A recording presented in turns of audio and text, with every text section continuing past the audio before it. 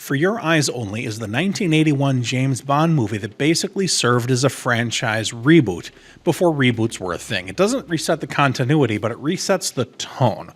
If you recall, the entry prior to this was the movie Moonraker, which was trying to cash in on that Star Wars money. You remember Moonraker? Lasers zapping everywhere, zero-gravity antics, and James Bond floating around like an intergalactic playboy. It was entertaining. It was over the top. It was a popcorn movie, but it strayed very far away from what made the series tick in the first place. It felt like they've swapped out espionage for science fiction convention. This movie swings the pendulum back hard, grounding things in a more realistic spy take, Cold War stuff, a stolen naval MacGuffin as the central plot device of the movie, and it works for the most part. Now sure, For Your Eyes Only is a bit of an overcorrection, but it's a welcome relief seeing the space laser being replaced with the old-fashioned Walther PPK. Stick around as I dissect this movie and explain why it works, and some missteps that kind of pull it back from being one of the best.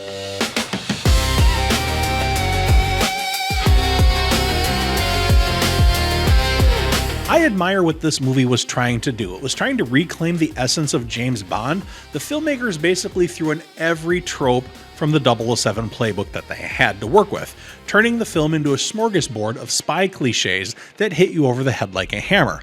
It's a welcome change, but it's too much at times. There's plenty to enjoy, but you might end up feeling overstuffed at the end. There's winter sports turning into a high-stakes combat situation with James Bond skiing down slopes while dodging bullets and henchmen in snowmobiles. There's also underwater brawls complete with diving people and murky depths spearing people. Our hero is in a sharp tuxedo, nursing a cocktail while bluffing his way through card games. So much James Bond stuff. There's the womanizing, there's everything you want in a James Bond movie, but it lacks a central villain. There's no good bad guy. The movie tries to be grounded, and it goes too far. They wanted to avoid a Drax, they wanted to avoid a typical James Bond villain, but they weakened the movie as a result. Now, they threw in a lot of James Bond type stuff, but without a good antagonist, the movie doesn't rise up to the cream of the crop like other movies do. Let's not sugarcoat it. The whole movie boils down to a glorified MacGuffin chase, where everybody is scrambling after this one fancy naval decoder device.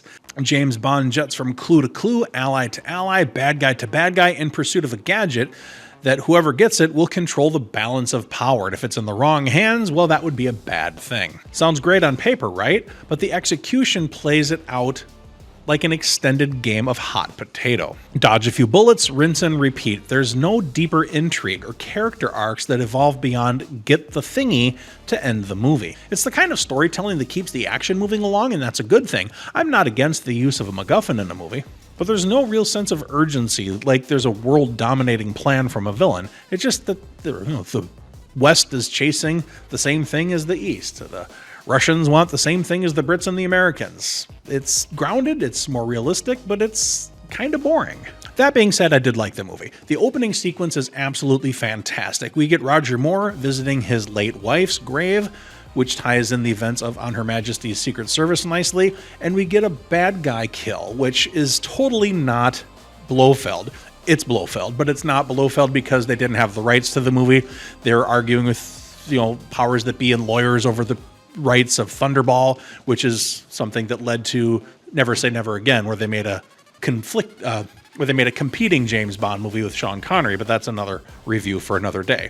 Point being, they couldn't say Blofeld, they couldn't say Spectre, but they could show a bald guy with a cat, and we know what that means. Bond dispatches him by scooping him up in a helicopter and dumping him into a chimney. And his last words as he falls to his death are, "Mr. Bond!" And that's great. I like the opening. It's one of the better James Bond movie openings of all time. I like it a lot. The music feels a little bit dated. These movies are always a time capsule, and this movie feels like the period that it was made. And that's not a bad thing. If somebody watches the most recent James Bond movie 40 years from now, it's going to feel pretty dated as well. But I like it. The music is a little silly, sometimes hilariously so, but it fits the tone of the movie. For Your Eyes Only is a good little tune. It's always nice to see Q. I like Q's workshop in this movie. I like that he doesn't go too far over the top into science fiction nonsense, but Q has something to do and he has technology to present, and it's always fun to check in with that character in these old movies. but the lack of a central antagonist drags the entire movie down. We've got a smuggler smuggling things, and he's in competition with another smuggler smuggling things. There's no doomsday device. There's no world domination scheme. It's mostly about petty rivalries and a black market.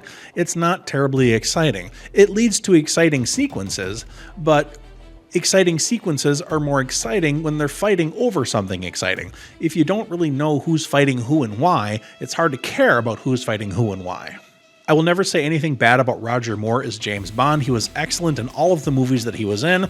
Not all of his movies were good, but it was never his fault that they weren't good. He delivers a stellar performance here, but he's starting to show his age. This should have been his last James Bond movie. It wasn't, but it should have been. He could have ended on a high note. He could have ended as a more seasoned James Bond with a good movie to finish out. But even in this movie, he was starting to show his age, where it didn't feel like he was suave and sophisticated when he was chasing ladies and doing the bachelor type stuff. At his age, it looked kind of sad, actually, that he's hopping from woman to woman, from bed to bed. It didn't seem cool anymore at his age. It seemed kind of sad. And the fact that we had a 16-year-old girl who, the actress, I guess, was actually 21 in the real world, but the movie showed a 16-year-old figure skater who was flirting with James Bond, and with the age difference, he's literally old enough to be her grandpa. That was rather off-putting. Now, I'm not a prude. I don't mind the womanizing in these movies. That's kind of what makes them what they are.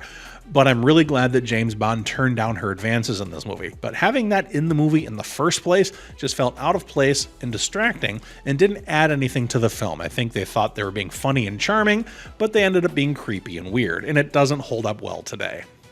Every James Bond movie needs a good car chase, and this one had a rather unique one that I liked. There's a wild pursuit in a tiny yellow hatchback European thing. Nothing fancy. I don't know what kind of car it was, and I really don't care. It doesn't matter. But it's not your typical James Bond sports car that's all souped up with rockets and oil slick and spikes coming out of the hubcaps. It was just a shitty old yellow car that happened to be what was available. And he makes the most of it, and the chase sequence here is actually rather entertaining. It's a little hard to believe that that little yellow car could have made it through all of what they put it through, but it was genuinely fun to watch, and I liked it. It was a little bit of a comedic detour. It wasn't slapstick comedy, but the fact that he was in a very non-James Bond type of vehicle in an action chase sequence worked well for the movie. For Your Eyes Only is a solid entry that rights the ship after the spacefaring detour of Moonraker, but it overloads with too many tropes, like a checklist of James Bond-like things that they had to have in the movie, emphasizing that over a cohesive story. The villains lack any oomph or dread. There's the guy with the octagon glasses that James Bond kicks over a cliff in the car. That was cool, but the scariest villain gets killed way too early. Roger Moore shines in this movie, as always, but he's clearly showing his age. Fresh blood should have been introduced in the next movie. Overall, this is a fun watch. I'd say it's probably the second best Roger Moore movie behind The Spy Who Loved Me. If you're binge watching the series, this one is an absolute great palate cleanser from the previous James Bond movie, and it resets not the continuity, it's not really a reboot, but it reinvigorates the franchise by bringing it back to what makes the franchise good. And I recommend this film if you're a Bond fan. I thought it was great. Let me know in the comments what you think. Do you like For Your Eyes Only? Where would you rank it in the Roger Moore movies? What movie would you like to see me watch next? I'm open to suggestions. I'm watching all kinds of stuff. Old 80s action flicks, newer movies, some obscure things that nobody's ever heard of before. And you can, of course, find my novels at ericwilfredwatson.com or amazon.com. Links in the description below. Thanks for stopping by my channel. Hit that like and subscribe button if you like this video. And until next time, folks, Eric Wilfred Watson signing out.